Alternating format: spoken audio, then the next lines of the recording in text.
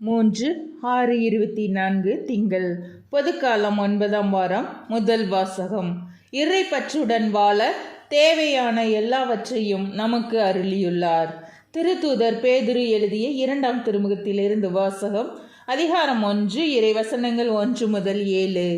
நம் கடவுளும் மீட்பெருமாகிய இயேசு கிறிஸ்துவினால் விளைந்த ஏற்புடைமையின் அடிப்படையில் எங்களை போன்ற மதிப்புயர்ந்த நம்பிக்கையை பெற்றுள்ளோருக்கு இயேசு கிறிஸ்துவின் பணியாளனும் திருத்தூதனுமான சீமோன் பேதுரு எழுதுவது. கடவுளையும் நமது ஆண்டவராகிய இயேசு கிறிஸ்துவையும் நீங்கள் அறிவதன் வாயிலாக உங்களுக்கு அருளும் நலமும் பெருகுக.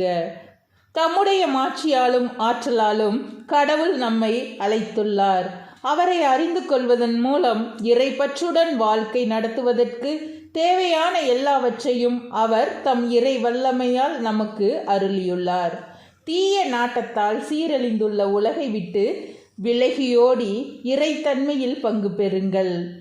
இதற்கென்றே கடவுள் நமக்கு உயர் மதிப்புக்குரிய மேலான வாக்குறுதிகளை அளித்துள்ளார்.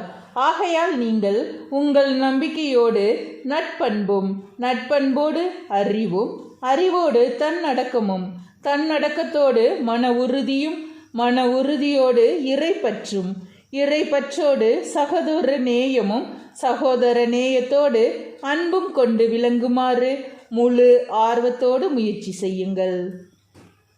ஆண்டவரின் அருள்வாக்கு. இறைவா, உமக்கு நன்றி.